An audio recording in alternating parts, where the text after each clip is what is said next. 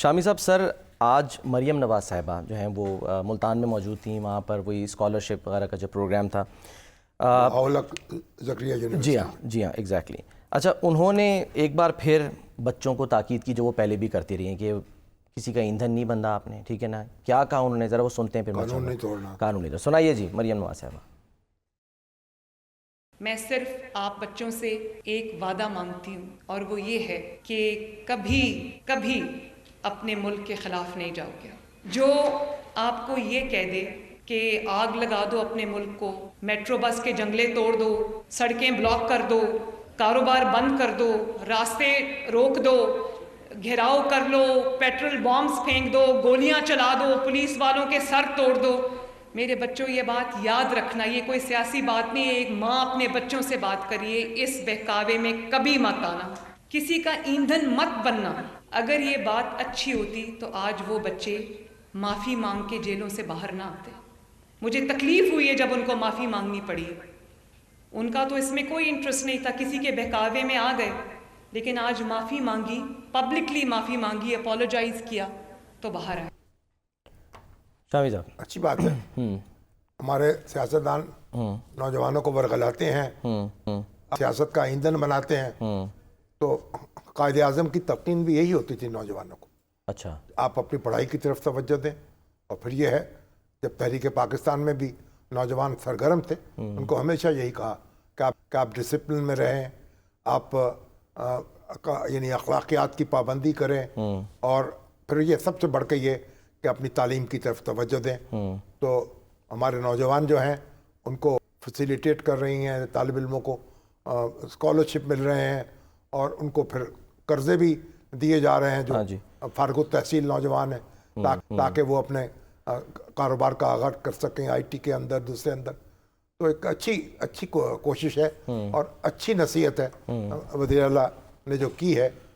تو اللہ تعالیٰ جو ہے نیشن بلڈنگ میں ظاہر اہم کردار ہوتا ہے ہمارے نوجوانوں کو بھی اس طرف توجہ دینے کی توفیق عطا فرمائے. وہ نوجوان ہی پاکستان کا مستقبل ہے، اور پاکستان نوجوانوں کا ملک ہے. یہاں اللہ کا کرم ہے کہ اتنی بڑے تعداد میں نوجوان موجود ہیں. اب ان کو تعلیم دینے کی، ان کی تربیت کرنے کی ان کو یہ ضرورت ہے، اور ان کو مواقع فراہم کرنے کی ضرورت ہے، اور تعلیم کی طرف توجہ دینے کی ضرورت ہے. ہمارے 2.5 کروڑ بچے جو ہیں وہ اسکولوں میں نہیں جا پا رہے، اور اسکول جو ہیں جو جاتے ہیں وہاں جو بھاڑ جھونکی جاتی ہے وہ الگ ہے. اب دیکھیے، ابھی آپ نے کراچی میں سندھ میں دیکھا کہ اب وہ آ رہا ہے لاڑکانہ میں، جو لاڑکانہ کا بورڈ ہے اس میں ایف اے کا رزلٹ آیا ہے، وہ کیا ہے، اور کراچی کا رزلٹ کیا ہے.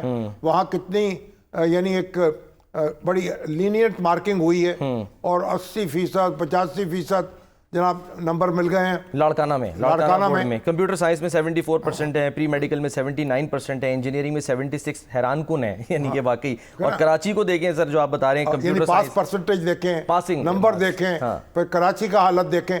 تو کراچی کی جو سیاسی جماعتیں ہیں کراچی میں، اب کیا کہیں گے، ہم نے کس طریقے سے نوجوانوں کو ایک کیا ہے، پٹری سے اتارا ہے.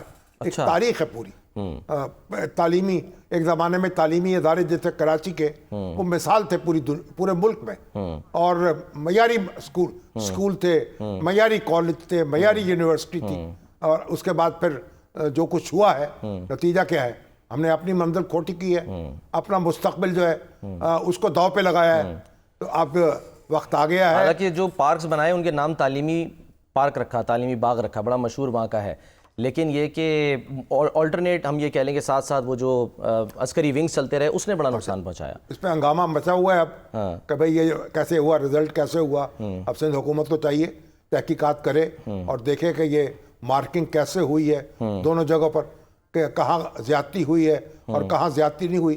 بنا سوچے سمجھے ہم مطلب ہنگامہ تو اٹھا دیتے ہیں، کیونکہ چیزوں پہ غور نہیں کرتے، تدبر نہیں کرتے، ان کی وجہ تلاش نہیں کرتے، پھر ان کا حل نہیں ڈھونڈتے.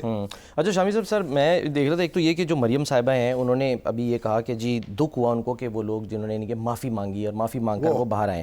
لیکن سر جنہوں نے معافی مانگی ان کے حق میں تو کے پی کے سی ایم ہاؤس میں جو تقریب منعقد کی گئی، وہاں کیا ہوا اس کا احوال آپ نے اپنے کالم میں بھی لگاتے رہے. آپ دیکھیے نا کہ اب وہ وکیل ہوتے ہیں، وہ درخواستیں لکھ لیتے ہیں، وہ 10 कर देते हैं बगैर सोचे पता ही समझे। नहीं चलता लिखा अब तो क्या है। चाहिए कि जो भी माफी मांगे अपनी तहरीर में दरखास्त लिख के अच्छा। फिर उनको मजाज हुकाम बताएं हैंड राइटिंग में, ताकि उनको पता चले हम क्या करके जा रहे हैं। वकीलों के लिखे पे अंगूठा ना लगाएं ताकि बाद में फिर बढ़ के मारे। तो बहरहाल ये भी देखिए ना, जो हमारे सियासी रहनुमा है उनकी कितनी जिम्मेदारी है। हाँ जी, अगर वो नौजवान बाहर आए हैं तो क्या उनको वज़ीर आला हाउस में बुलाकर उनको बढ़ के मरवानी चाहिए थी हाँ उनसे, जी, बिल्कुल। उनको तलकीन करनी चाहिए थी, उनको हदायत करनी चाहिए थी कि भाई आप अपनी तालीम की तरफ तवज्जो दें। आपने और सर फिर कॉलम आप में इसको कायदा और कानून ना तोड़ें। मकरू इक़दाम लिखा है आपने। मकरू इक़दाम है ये। तो इसलिए जो लीडर हैं अगर वही लोगों को रास्ता नहीं दिखाएंगे तो फिर क्या होगा? फिर नौजवान तो फिर वरगलाए जाएंगे। उनको वरगलाने का नाम लीडरशिप है, इनको इस्तेमाल करने का नाम लीडरशिप है, ऐसा नहीं है। ठीक है, चलें सर, आपने इसमें एक तजवीज़ भी दी, अब देखते हैं उस पर भी है वो। हाँ कि जी आपने कहा ना वो एहतजाज से मुतालिक जो है ना वो कर नहीं, लिया एहतजाज को तो हाँ। एहतजाज के लिए तो कानून साजी होनी चाहिए। ये नहीं है कि जहाँ आप धरना दे दे, जो उठे धरना दे दे, गाड़ियां तोड़ दे, अमलाक को नुकसान पहुंचा दे, सड़कें रोक ले। ये तमाशा खत्म होना चाहिए।